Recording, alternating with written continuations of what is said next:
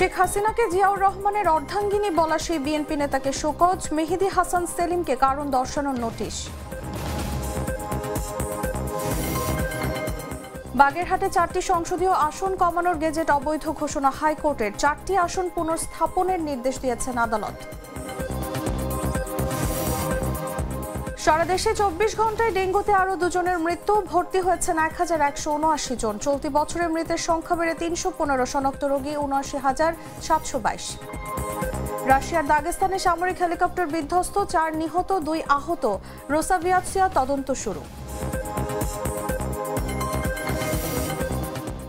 এবং ফুটবলারদের নিয়ে আসিফের কটু মন্তব্য, বিসিবির কাছে ব্যাখ্যার দাবি বাফুফের সভাপতির।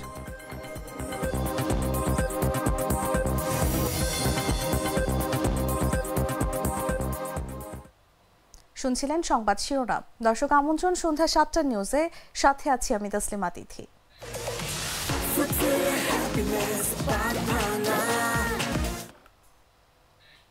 চলে যাচ্ছি পুরো খবরে। তিতাস উপজেলা বিএনপির সাধারণ সম্পাদক মেহেদী হাসান সেলিম ভূঁইয়াকে কারণ দর্শানোর নোটিশ দেওয়া হয়েছে। তার বক্তব্যে শহীদ প্রেসিডেন্ট জিয়াউর রহমানের অর্ধাঙ্গিনী জননেত্রী শেখ হাসিনা বলা হয়েছিল, যা দলীয় ভাবমূর্তি ক্ষুণ্ণ করেছে বলে মন্তব্য করা হয়েছে। সোমবার কুমিল্লা উত্তর জেলা বিএনপির আহ্বায়ক আক্তারুজ্জামান সরকার ও সদস্য সচিব AFM তারেক মুন্সি স্বাক্ষরিত চিঠির মাধ্যমে মেহেদীকে নোটিশ প্রদান করা হয়। নোটিশে বলা হয়েছে, তাকে আগামী 24 ঘন্টার মধ্যে সশরীরে উপস্থিত হয়ে লিখিত জবাব দাখিল করতে হবে। ব্যর্থ হলে সাংগঠনিক ব্যবস্থা নেওয়া হবে। এর আগে গত রোববার বিকেলে বিএনপি নেতা মেহেদী হাসান সেলিম ভূঁইয়ার একটি বক্তব্য ভাইরাল হয়। 14 সেকেন্ডের ভাইরাল ওই বক্তব্যে বিএনপি নেতা মেহেদী হাসান সেলিম ভূঁইয়াকে বলতে শোনা যায়, শহীদ প্রেসিডেন্ট জিয়াউর রহমানের অর্ধাঙ্গিনী জননেত্রী শেখ হাসিনাকে শ্রদ্ধার সঙ্গে স্মরণ করছি। এ সময় পাশে থাকা অন্যরা তার ভুল সূত্রে দেন। জননেত্রী শেখ হাসিনাকে, সেই শহীদ প্রেসিডেন্ট জিয়াউর রহমানের অর্ধাঙ্গিনী জননেত্রী শেখ হাসিনাকে শ্রদ্ধা, শেখ খালেদা জিয়াকে, জিয়াউর রহমানের অর্ধাঙ্গিনী জননেত্রী শেখ হাসিনাকে, সেই শহীদ প্রেসিডেন্ট জিয়াউর রহমানের অর্ধাঙ্গিনী জননেত্রী শেখ হাসিনাকে শ্রদ্ধা, শেখ খালেদা জিয়াকে, জিয়াউর রহমানের অর্ধাঙ্গিনী জননেত্রী। বাগেরহাটের 4টি সংসদীয় আসন থেকে একটি কমিয়ে 3টি করার নির্বাচন কমিশনের গেজেট হাইকোর্ট অবৈধ ঘোষণা করেছে। একই সঙ্গে আদালত নির্দেশ দিয়েছেন, বাগেরহাটের 4টি আসন বহাল থাকবে। সোমবার বিচারপতি শশাঙ্ক শেখর সরকার ও বিচারপতি KM জাহিদ সারওয়ার কাজলের হাইকোর্ট বেঞ্চ এই রায় দেন। এর আগে 16 সেপ্টেম্বর রুল জারি হয়েছিল, যেখানে হাইকোর্ট জানতে চেয়েছিল 4টি আসন কমিয়ে 3টি করাও তা কেন অবৈধ হবে না। কনস্টিটিউশনাল সুপ্রিমেসি আমাদের দেশটা, সুতরাং এটা আদালত খতিয়ে দেখেছেন। খতিয়ে দেখে আদালত মনে করেছেন যে যে সিদ্ধান্ত দিয়েছে নির্বাচন কমিশন সেটা আইনের ব্যত্যয় ঘটিয়ে দিয়েছেন। সুতরাং আদালত এটা স্যাটিসফাইড করে বাগেরহাটের 4টি সিট পুনর্বহালের জন্য আদেশ প্রদান করে। বাগেরহাট 4 বাতিল করেছিল নির্বাচনী আসন 98, 4 বাতিল করেছিল নির্বাচনী আসন 98 এবং 198কে যোগ করেছিল গাজীপুরে। সে 198কে এলিমিনেট করে 90 সিট, আসন সংখ্যা 98 যেটা, সেটাকে পুনর্বহাল করা হয়েছে। এবং আদালত আরও বলেছেন, যেহেতু আইনে আছে, যদি ডিলিমিটেশন অনুযায়ী নির্বাচন না করা যায় তাহলে মানে ইমিডিয়েট আগে নির্বাচনে যেভাবে ছিট ছিল সেভাবে নির্বাচন করতে হবে। সুতরাং গাজীপুরে 2024 সালে নির্বাচনের সময় যে বিন্যাসটা ছিল সেভাবে নির্বাচন হবে। এবং বাগেরহাটে 2024 সালে যে 4টে সিট ছিল, বাগেরহাট সদর এবং কচুয়া মিলে বাগেরহাট 2, মোল্লারহাট, চিতলমারি, ফকিরহাট মিলে বাগেরহাট 1, রামপাল, মোংলা মিলে বাগেরহাট 3 এবং মোরেলগঞ্জ, শরণখোলা মিলে বাগেরহাট 4, এইভাবে নির্বাচন হবে আগামী দিনে। সারা দেশে গত 24 ঘন্টায় এডিস মশাবাহিত ডেঙ্গু জ্বরে আক্রান্ত হয়ে 2 জনের মৃত্যু হয়েছে। এ সময় হাসপাতালে ভর্তি হয়েছেন 1179 জন। এ নিয়ে চলতি বছর ডেঙ্গুতে মৃতের সংখ্যা বেড়ে 315 জনে এবং শনাক্ত রোগী বেড়ে 79,722 জনে দাঁড়িয়েছে। সোমবার স্বাস্থ্য অধিদপ্তরের হেলথ ইমার্জেন্সি অপারেশন সেন্টার ও কন্ট্রোল রুম থেকে পাঠানো ডেঙ্গু বিষয়ক নিয়মিত সংবাদ বিজ্ঞপ্তিতে এ তথ্য জানানো হয়।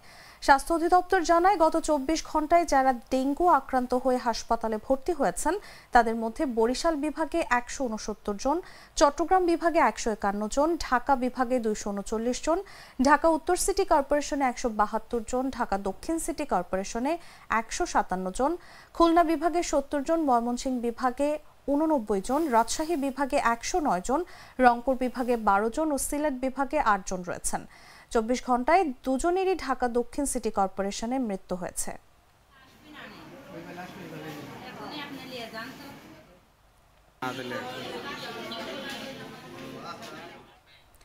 নাটোরে জেলা বিএনপির কার্যালয়ে আয়োজিত মতবিনিময় সভায় প্রধান অতিথির বক্তব্যে শহীদ মীর মুগ্ধের যমজ ভাই মীর মাহবুবুর রহমান স্নিগ্ধ বলেন, ১৭ বছর ধরে খুনি ফ্যাসিস্ট সরকারের শাসনে দেশের মানুষ ও বিএনপিকে সবচেয়ে বেশি নির্যাতিত হতে হয়েছে।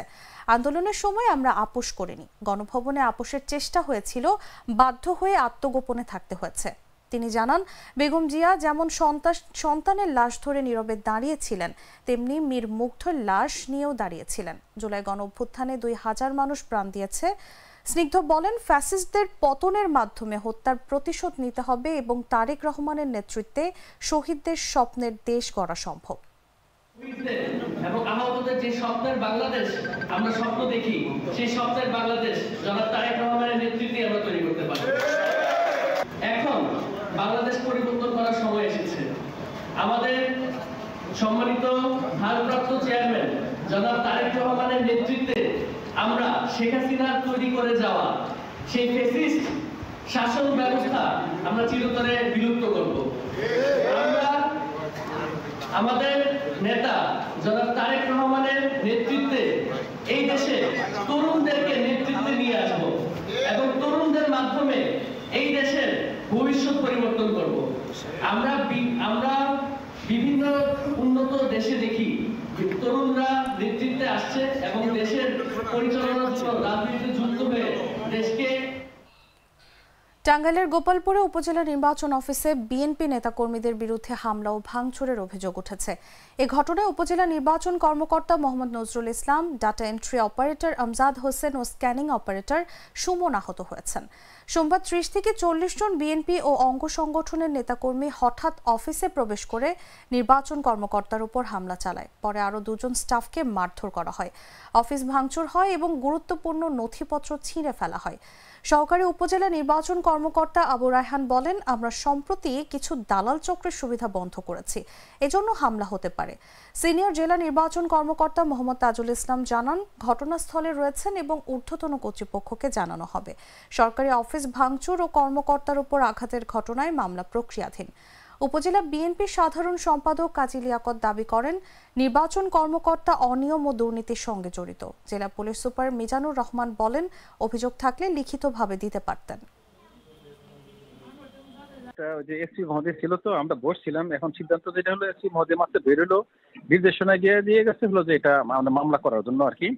সরকারি অফিস ভাঙচুর এবং সরকারি কর্মকর্তা কর্মচারীদের গায়ে হাত ওঠানোর হলো মারধর করার ইয়াতে ধারাই ওই মামলার জন্য এখন যে আমরা অফিসার গেছে হলো থানাতে, মামলা প্রস্তুতি দিতেছে আর কি। মামলাটা করবেন কাদের বিরুদ্ধে? মামলাটা হলো যে এটা ওই যে যারা আসছিল আর কি, যারা আসছিল ওই এখানে ভিতরে ঢুকছিল 20 থেকে 25 জন লোক, বাইরে নাকি আরো 100 জন লোক আসছিল। এটা সিসিটিভিতে দেখা গেছে আর কি। তো সেই হিসাবে আর কি হয়তো মামলাটা করা হবে আর কি। বিএনপির এক নেতার নাম পেলাম, এখন নামটা যে আসলে কাদের এখানে ঠিক এটা হয়তো এটা মামলাটা হয়ে গেলে হয়তো এটা আমি করতে পারবো আর কি। আচ্ছা, সিসিটিভি করছিলাম যে শুনলাম ভিতরে গেছিল হলো যে আমাদের পৌর বিএনপির সভাপতি, আর হলো উপজেলা বিএনপির সেক্রেটারি, তারপরে হলো যে ওই উপজেলা বিএনপির সহ সাংগঠনিক সম্পাদক, তারপরে একজন বললো যুব দলের হলো কি কামরুজ্জামান। এই নামগুলো আমরা আলোচনায় তারা আসছে যে কারা আসছে ভিতরে। Treat chocolate. Treat moment. Sweet moment. নেত্রকোনায় এনসিপির কেন্দ্রীয় সংগঠক প্রীতম সোহাগের বাড়ির ফটকে দুর্বৃত্তরা আগুন ধরিয়ে দিয়েছে। রোববার রাত 12টার দিকে সদর উপজেলার গজিনপুর এলাকায় এই ঘটনা ঘটে। প্রীতম সোহাগ জানান, এতে তার স্ত্রীর স্যান্ডেল ও পাপোশ পড়ে যায় এবং উপরের বিদ্যুতের কার্ড মিটার ক্ষতিগ্রস্ত হয়, তবে বড় ধরনের ক্ষতি হয়নি। সকালে পাশের বাড়ির লোকজন ঘুম থেকে ডেকে বিষয়টি জানান। ধারণা করা হচ্ছে দুর্বৃত্তরা পেট্রোল ঢেলে আগুন ধরিয়েছে। বাড়ি থেকে দূরে প্রীতমের চাচাতো ভাই এনামুল হকের মুদির দোকানের কাছাকাছি 3 জন মোটরসাইকেল থেকে বের হতে দেখা গেছে। প্রীতম সোহাগ রাজনৈতিক প্রতিপক্ষের জেরে এই অগ্নিসন্ত্রাস হয়েছে বলে দাবি করেছেন। নেত্রকোনা মডেল থানার ভারপ্রাপ্ত কর্মকর্তা কাজী শাহনেওয়াজ জানান, তদন্ত চলছে এবং প্রয়োজনীয় ব্যবস্থা নেওয়া হবে।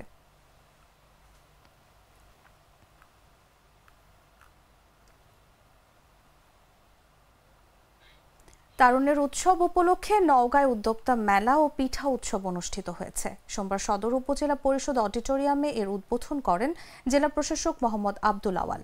জেলা প্রশাসক ও মহিলা বিষয়ক অধিদপ্তরের আয়োজনে এই মেলা অনুষ্ঠিত হয়। শীতের শুরুতেই পিঠা উৎসবে ভাপা পিঠা, পাটিসাপটা, তেলের পিঠা, নকশি পিঠা, ঝাল পিঠা, চিতই পিঠা, কুলি পিঠা, জামাই পিঠা সহ অন্তত 50 প্রকারের পিঠার পসরা সাজিয়ে বসেছিলেন উদ্যোক্তারা। এর পাশাপাশি আচার ও হাতে তৈরি পোশাক পণ্য প্রদর্শন করে উদ্যোক্তারা। আয়োজকরা জানান, নওগাঁয় অনেক নারী উদ্যোক্তা রয়েছেন যাদের কাছে ভালো আইডিয়া রয়েছে, পাশাপাশি নিজেদের তৈরি পণ্য রয়েছে, কিন্তু প্রচারণার অভাবে তারা পণ্য বিক্রি করতে পারছেন না। মূলত এজন্যই উদ্যোক্তা মেলা ও পিঠা উৎসব আয়োজন। এছাড়া আমাদের মাঝে উপস্থিত আছেন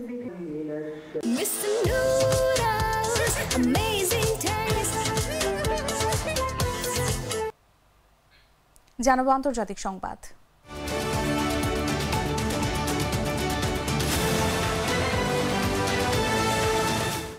রাশিয়ার দক্ষিণাঞ্চলীয় প্রদেশ দাগেস্তানে কাম্পিয়ান সাগরের তীরবর্তী গ্রাম আচেসুতে একটি সামরিক হেলিকপ্টার বিধ্বস্ত হয়ে 4 জন নিহত হয়েছেন, আহত হয়েছেন আরও 2 জন। ধ্বংস হওয়া হেলিকপ্টারটি K-226 লাইট ইউটিলিটি হেলিকপ্টার। নিহত ও আহতরা সবাই রাশিয়ার রাষ্ট্রায়ত্ত সমরাস্ত্র কারখানা কিজলায়ার ইলেকট্রোম্যাগনেটিক প্ল্যান্টের কর্মী। হেলিকপ্টারটিকে নামানোর সময় সেটির পেছনের অংশ মাটিতে আঘাত করলে তা ভেঙে যায়, ফলে ভারসাম্যহীনতা সৃষ্টি হয় এবং সেটি চালকের নিয়ন্ত্রণের বাইরে চলে যায়। চালক শেষ পর্যন্ত হেলিকপ্টারটি সাগর তীরে নামানোর চেষ্টা করলেও সফল হননি। হেলিকপ্টারটি কিছুক্ষণের জন্য উড়লেও শেষ পর্যন্ত সাগর তীরে আছড়ে পড়ে এবং আগুন ধরে যায়। নিহতদের মধ্যে KEMZ এর কনস্ট্রাকশন অ্যান্ড ট্রান্সপোর্ট সাপোর্ট বিভাগের উপমহাপরিচালক আচালো মাগেমেদভও রয়েছেন। প্রাথমিকভাবে রুশ সংবাদ মাধ্যম জানিয়েছিল নিহতরা পর্যটক, পরে নিশ্চিত করা হয় তারা কোম্পানির কর্মচারী। রাশিয়ার রাষ্ট্রায়ত্ত বিমান চলাচল সংস্থা রোসাভিয়াৎসিয়া দুর্ঘটনার তদন্ত শুরু করেছে এবং এটিকে বিপর্যয় হিসেবে উল্লেখ করেছে।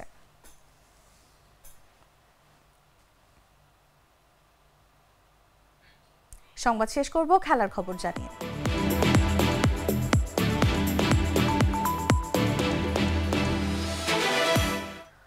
বাংলাদেশ ফুটবল ফেডারেশনের সভাপতি তাবিথ আওয়াল বিসিবিকে লিখিতভাবে ব্যাখ্যা দাবি করেছেন। অভিযোগ, বাংলাদেশ ক্রিকেট বোর্ডের পরিচালক আসিফ আকবর ক্রিকেট কনফারেন্সে ফুটবল ও খেলোয়াড়দের নিয়ে চরম অবমাননাকর মন্তব্য করেছেন। বাফুফের সভাপতি তাবিথ আওয়াল আশা করছেন বিসিবির সভাপতি আমিনুল ইসলাম বুলবুল আনুষ্ঠানিক ও সর্বসম্মুখে এই মন্তব্যের ব্যাখ্যা দেবেন। তিনি বলেন, ফুটবল শুধু একটি খেলা নয়, এটি কোটি মানুষের আবেগ, ঐক্য ও গৌরবের প্রতীক। ফুটবল খেলোয়াড়রা দেশের মুক্তিযুদ্ধ, নারীর অধিকার ও বিভিন্ন গুরুত্বপূর্ণ বিপ্লবে অগ্রণী ভূমিকা পালন করেছেন। তাবিথ আওয়াল মন্তব্য করেন, অভিজাত ও মারামারি শব্দ ব্যবহার করে ফুটবল ও খেলোয়াড়দের অসম্মান করা হয়েছে, যা ক্রীড়ার মৌলিক মূল্যবোধের পরিপন্থী। তিনি এই ঘটনায় বাফুফে ও দেশের কোটি ক্রীড়া মোদির পক্ষ থেকে আনুষ্ঠানিক ব্যাখ্যা প্রত্যাশা করছেন। এর আগে আসিফ আকবর কনফারেন্সে বলেন, ফুটবলারদের ব্যবহার খুব খারাপ, ক্রিকেট আভিজাত্যের খেলা, প্রয়োজন হলে মারামারি করব।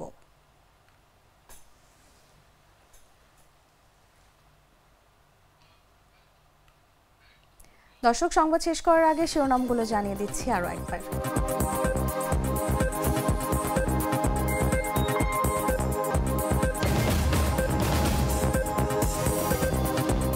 শেখ হাসিনাকে জিয়াউর রহমানের অর্ধাঙ্গিনী বলা সেই বিএনপি নেতাকে শোকজ, মেহেদী হাসান সেলিমকে কারণ দর্শানোর নোটিশ। বাগেরহাটে 4টি সংসদীয় আসন কমানোর গেজেট অবৈধ ঘোষণা হাইকোর্টের, 4টি আসন পুনর্স্থাপনের নির্দেশ দিয়েছেন আদালত। সারা দেশে 24 ঘন্টায় ডেঙ্গুতে আরও 2 জনের মৃত্যু, ভর্তি হয়েছেন 1179 জন। চলতি বছরে মৃতের সংখ্যা বেড়ে 315, শনাক্ত রোগী 79,722 জন। রাশিয়ার দাগেস্তানে সামরিক হেলিকপ্টার বিধ্বস্ত, 4 নিহত, 2 আহত। রোসাভিয়াৎসিয়া তদন্ত শুরু। এবং ফুটবলারদের নিয়ে আসিফের কটু মন্তব্য, বিসিবির কাছে ব্যাখ্যা দাবি বাফুফের সভাপতির।